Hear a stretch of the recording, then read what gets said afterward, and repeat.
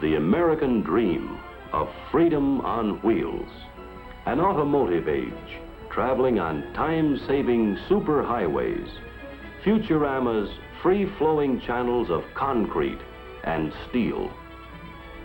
But these wide lanes of reality actually measure out to just a few miles scattered far apart across the friendly face of our land. We have become the nation on wheels, with more motorized mobility than ever dreamed of before. Though we have the greatest highway system in all the world, it can't carry the mounting traffic of our growing greatness.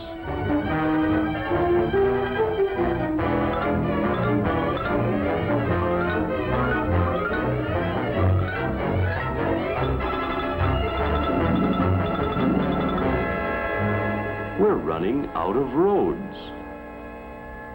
We didn't dream big enough. Here's the problem, all mapped out. 3,300,000 miles of it. Unimproved. Improved. Paved. Superhighway. Country roads, small city streets, big city thoroughfares, state highways networking the nation.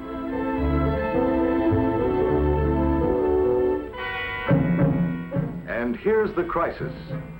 2/3 of the way is now obsolete, worn out, inadequate in width, inferior in condition, capacity, and safety.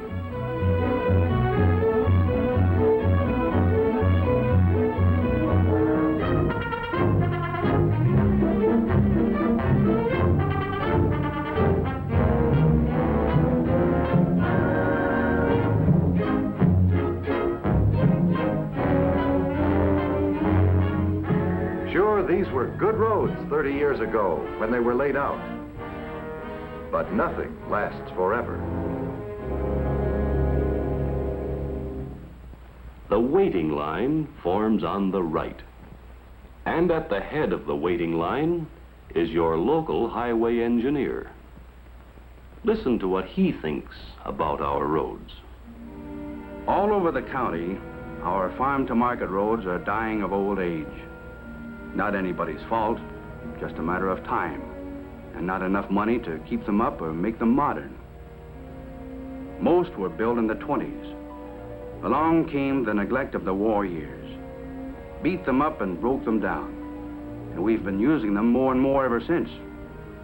What we need is to invest more money in good new roads, instead of spending so much patching up worn-out ones.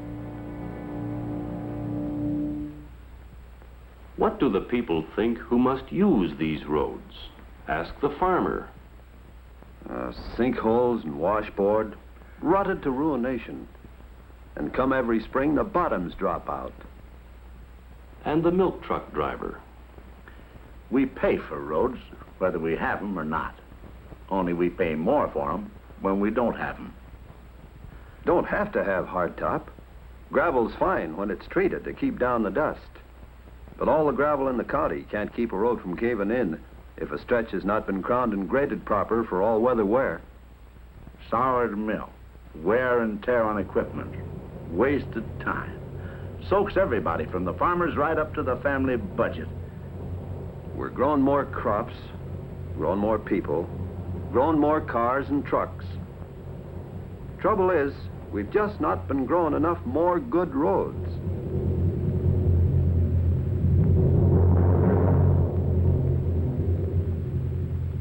And your accident rate rises too, if you don't watch out.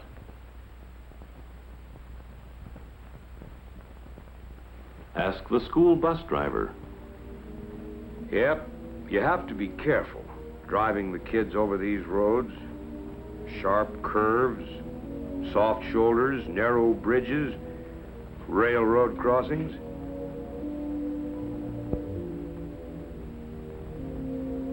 Spring rains wash out these roads, and winter frosts rip them up, so you can count on no school those days. Other times, you don't know what to expect. Ask the small-town merchant.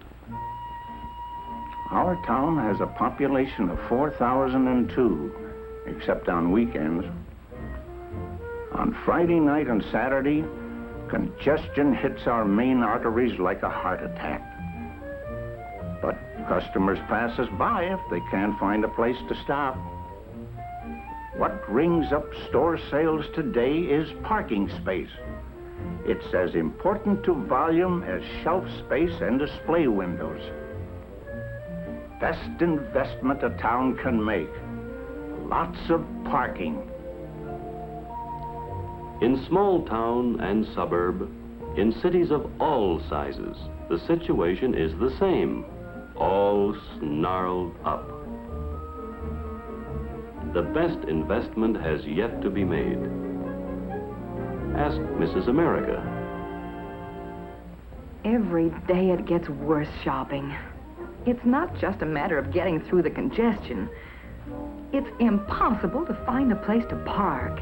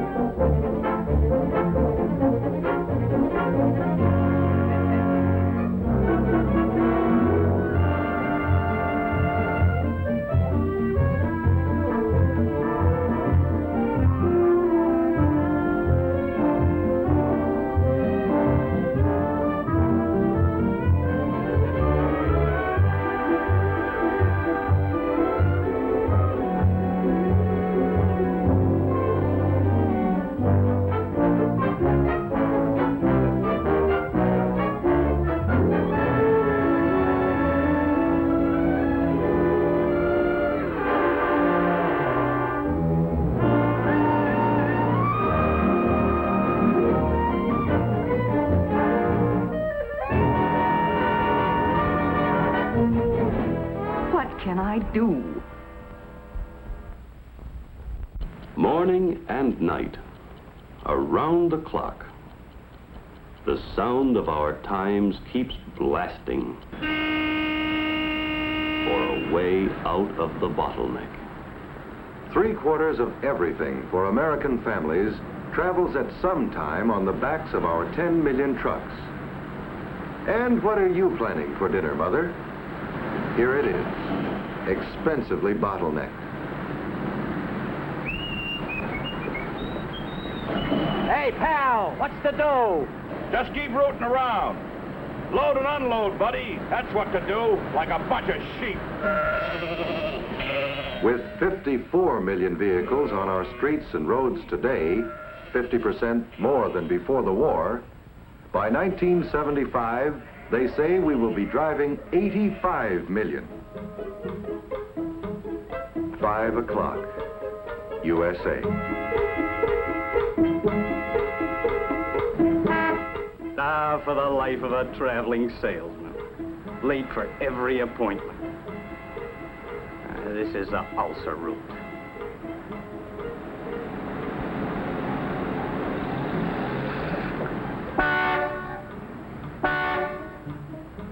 Will you stop honking, Mac? We ain't going nowhere. This is Agony Alley. Morning rush and evening wait. Fight your way home from work. You think you got it made. Good job, car nearly paid for. So you get a little home in the suburbs, away from the city smoke, out from the shadows of the factory, into the sun and clean air. Raise a few kids, some flowers and vegetables. The big dream coming true. But it backfires into a pipe dream. Exhaust pipe dream. Every night it takes longer to get home, wasting more time in gasoline. No wonder everybody's acting so nervous. What's a citizen gonna do? What can a citizen do? To help find out, a Better Highways contest was recently conducted. Purpose? Arouse nationwide thinking on how to plan and pay for the safe and adequate highways we need. Highway experts wrote essays, along with tens of thousands of others who already recognize the highway dilemma as one of our nation's most critical problems.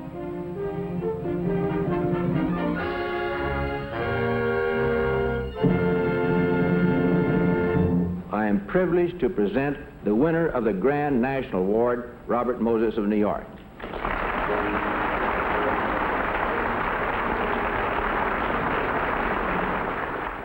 Robert Moses, New York City construction coordinator, is a world-famous highway planner, a man who knows his business.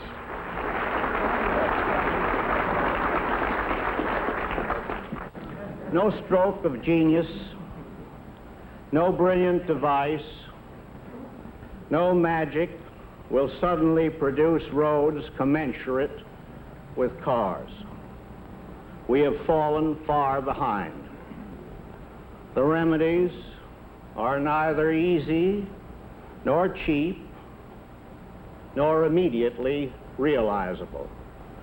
But the task you have set is not beyond the capacity of the aroused American people, and you may be sure that they will not stop short of the goal. Mr. Moses went on to propose a 10-year construction program to cost $5 billion a year. He stressed there was no one new solution for the entire nation, but rather a combination of many solutions. And there is a solution for each community within its own capacity to accomplish.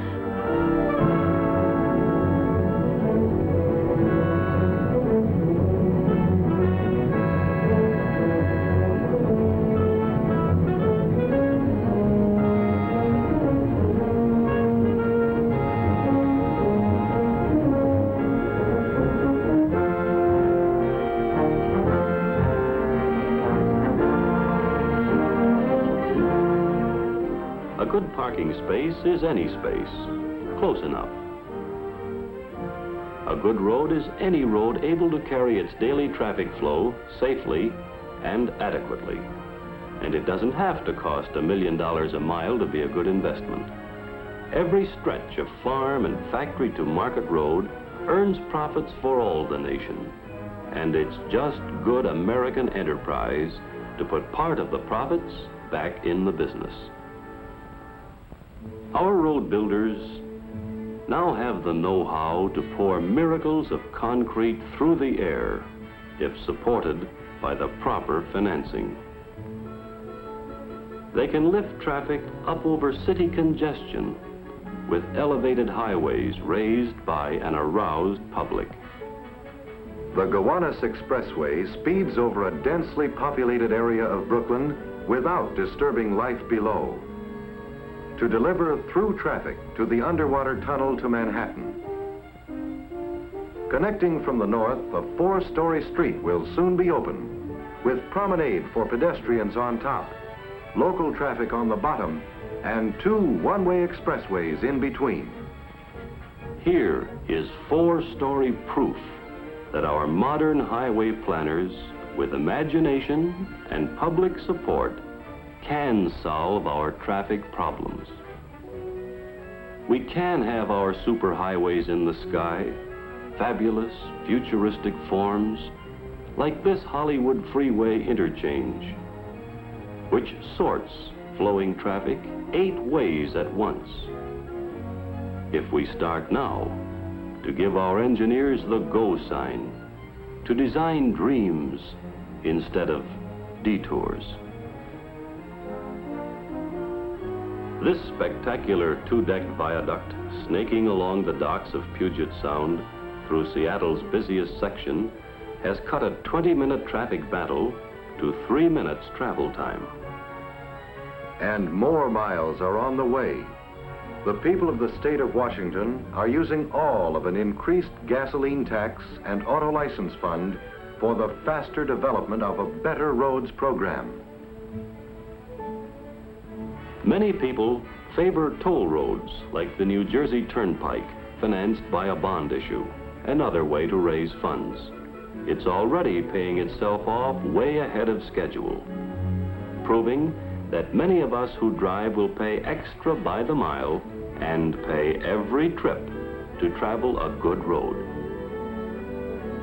Many states already have toll roads, and more are now under construction or in the planning stage. Any roadway must keep pace with the changing character of its community. Dream big and act boldly. Know the best road of yesterday can become the worst road of today just a few miles down the way. Pittsburgh is moving mountains and even relocating a railroad yard to get out of its traffic jam. County, city, and state tax money is matching federal funds to pave the way.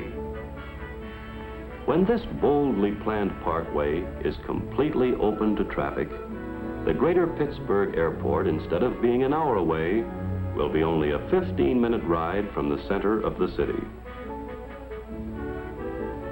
As has been done in other cities, Pittsburgh is digging a $4 million hole in the heart of the city to provide underground storage for thousands of cars.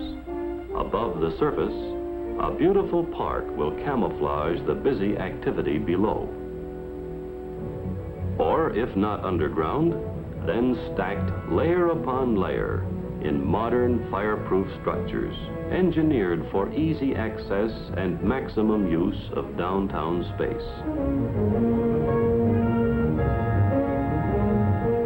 In San Francisco, the Bay Shore Freeway is getting in shape for tomorrow's traffic as part of California's new 10-year, $750 million highway program, financed by state tax on gasoline and auto license fees.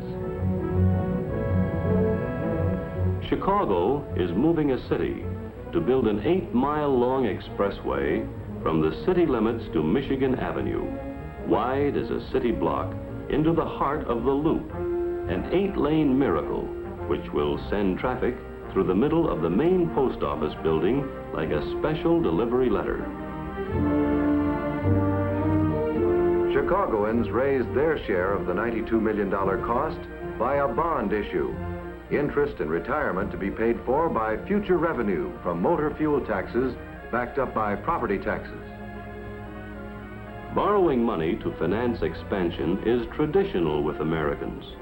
The time and money saved more than repays your investment. If you wait to pay as you go, you may not go at all.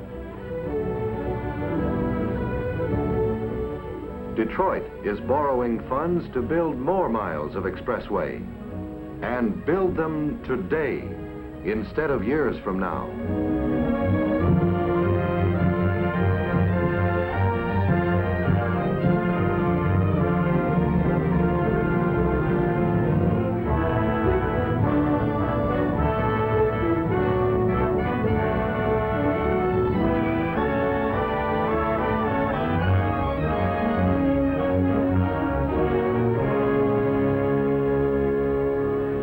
Limited access highways without stoplights, cross traffic, pedestrians, left turn menace, and dangerous intersections. Spacious roads of divided lanes where free-flowing traffic can save time, tires, gas, as well as lives. But the way of the green light isn't only on an expressway. The green light must shine along improved neighborhood streets, on the Sunday way to church, and the pleasure drive to water's edge and sun. The go-ahead must be fought for on the side streets. We must fight for it at every crossroad, widening out congested intersections, rounding square corners for the wheels of the automotive age. We must boldly attack bottleneck and traffic jam with left turn lanes and modern interchanges, service roads, and better loading facilities. Free ourselves from the ulcer route and from no place to park. Roads are dying of old age. And come every spring, the bottoms drop out. Yep, you have to be careful driving the kids over these roads. What's a citizen gonna do? Our American dream of Futurama on wheels can come true. Our highway engineers know the way.